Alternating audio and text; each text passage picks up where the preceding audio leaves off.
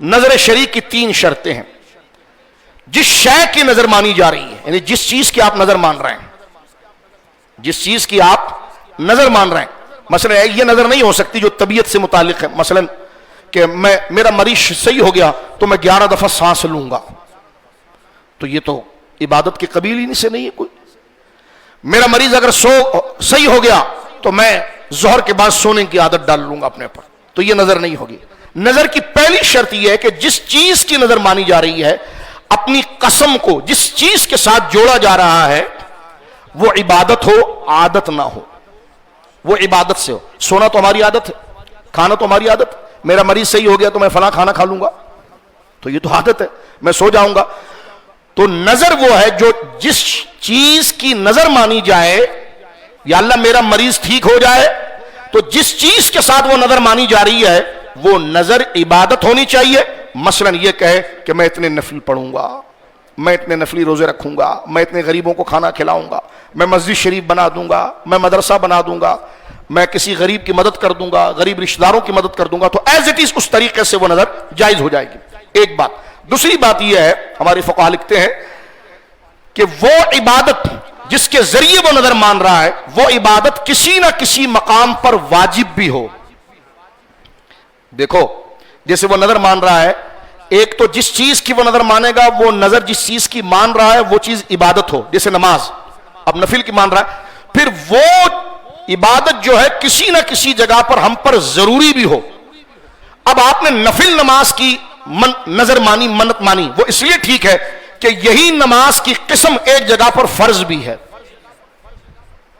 جیسے فجر، ظہر، عصر، مغرب، عشاء، یہ اپنی جگہ پر فرض بھی ہے. تو لہذا جس چیز کی نظر مانی جا رہی ہے وہ عبادت میں سے ہو، اور وہ عبادت کسی نہ کسی ایسی عبادت کی نظیر ہو، مثال ہو کہ جو عبادت ہم پر فرض ہے. میں نفل روزے کی مدد مان رہا ہوں. کیوں نفل روزے کی مدد مان رہے ہیں آپ؟ اس لیے کہ ایک تو یہ عبادت ہے، دوسرا یہ کہ میں اس کو نفل اس کی مدد مان رہا ہوں کہ جس کی قسم کی ایک چیز فرض ہے، جیسے رمضان کے روزے. تو اب یہ نفل روزے اور رمضان کے روزے، تو نفل روزہ رمضان روزے ہی کی قسم سے ہے، اور یہ ضروری نہیں تھا، اس نے اپنے آپ پر ضروری کیا، اور یہ عبادت کی جہت سے تھا.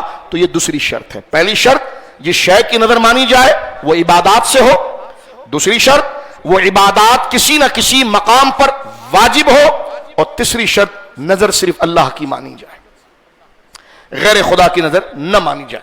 ہمارے عرف کے اندر یہ جملہ جو کہا جاتا ہے، میرا کام ہو جائے گا تو میں فلاں مزار شریف پر چادر چڑھا دوں گا، میرا فلاں کام ہو جائے گا تو میں میلاد شریف کی محفل کروا لوں گا، میرا فلاں کام ہو جائے گا تو میں 11ویں شریف کراؤں گا. تو یہاں وہ لفظ نظر کا بولتا ہے، لیکن اصل میں یہ نظر نہیں ہے، کیونکہ نظر ہونی چاہیے وہ کہ جس قسم کی عبادت پہلے فرض ہو. تو میلاد کبھی فرض ہی نہیں ہے، چادر چڑھانا یہ کبھی فرض ہی نہیں رہا کہ ہم اس کو شاخ بنائیں، لیکن لوگ اس کو نظر کہتے ہیں. تو لوگوں کا ایک محاورہ ہوتا ہے، وہ نظر شرعی نہیں. اگر وہ چادر نہ بھی چڑھا سکا تو گناہگار نہیں ہوا. اگر وہ کھانا اس نظر سے جو بزرگوں کے اصال ثواب کی نیت کی ہے اس نے کہ میرا فلاں کام ہو گیا تو میں غوث اعظم کے نام کی نظر مانتا ہوں، تو نام کی نظر یہ ظاہری لفظ ہے، مراد اس سے اصال ثواب ہوتا ہے. اب اگر اس نے یہ کہا کہ میں نے عبداللہ شاہ غازی کی مزار پر جا کر فاتحہ پڑھنا ہے، ٹھیک ہے، میں نظر مانتا ہوں، تو لفظ نظر کہہ کے، کیونکہ نظر تحفے کے معنی میں بھی آتا ہے، یعنی میں ان کو تحفہ پیش کروں گا، یعنی ان کی خدمت میں کچھ قرآن کی آیات اور نیکیاں کر کے ثواب پیش کروں گا. اب چاہے وہ کسی اور دربار شریف پر بھی جا کر اگر دعا کر لے تو یہ جائز ہے، نہیں بھی جا سکا تو یہ بھی جائز ہے، اس لیے کہ نظر شرعی جو ہے وہ ہے جو عبادات کے قبیل سے ہو، اور ایسی عبادات میں سے ہو جس کی قسم کے عبادات پہلے ہم پر فرض یا واجب ہو چکی ہو، اور وہ اللہ کے لیے ہو. اور یہ جو ہمارے وہاں عرف میں نظر کا جملہ بولا جاتا ہے، یہ نہ شرک ہے، یہ بھی سن لیجئے، نہ یہ شرک ہے اور نہ یہ ناجائز ہے. ہم عام لوگ نظر کا جملہ بولتے ہیں، لیکن وہ نظر کا جملہ وہ شرعی معنی میں نہیں بولتے، احصال ثواب کی نیت سے بولتے ہیں. لہٰذا مفتی وہی ہوتا ہے کہ فتویٰ شرک کا دینے سے پہلے اہل زمان کی نیت کو جانے. اگر ایک بندے نے کہا کہ میرا کام ہو گیا تو میں جناب جو ہے وہ فلاں بزرگ کے نظر مانتا ہوں کہ اسے 11ویں شریف میں پیش کروں گا، تو یہ مفتی کو اتنا پتا ہونا چاہیے یہ جملہ ہمارے وہاں बतौर इबादत के नहीं बोला जाता, बतौर एसाले सवाब के बोला जाता है।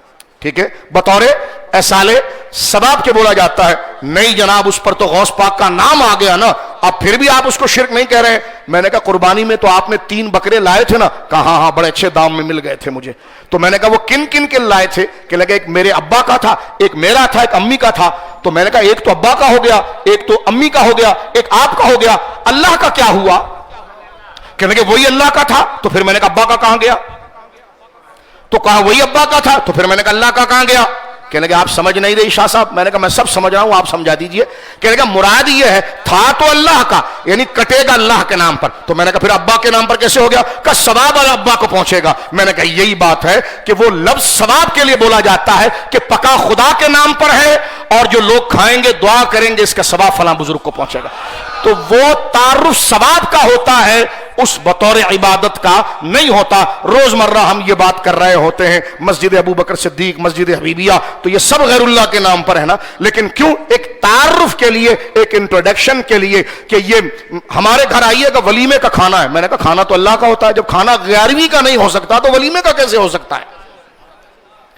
जब खाना 11वीं का हराम है तो वलीमे का कैसे जायज है? कि लेकिन नहीं, वो तो खाना अल्लाह ही का। तो फिर मैंने कहा वलीमे का कैसे? तो कब वलीमे का नाम उसके तारुफ के लिए रखा है। ये बकरा मेरा है तो फिर अल्लाह का क्या हुआ? फरमा नहीं, मतलब ये कि कटेगा अल्लाह के नाम पर, सवाब मुझे मिलेगा, मेरे वालिद को मिलेगा। तो हमने कहा इसी तरह ये कहा जा रहा है, वो पकेगा अल्लाह के नाम पर, बटेगा अल्लाह के नाम पर। और क्योंकि इस तरह का काम करना इबादत और सवाब का काम है, तो अल्लाह सवाब अता फरमाता है। तो गौस पाक का नाम या किसी बुजुर्ग का जो नाम लिया गया है वो सिर्फ एसाले सवाब के लिए लिया गया है और उनके सवाब की पहचान के लिए किया गया है। अल्लाह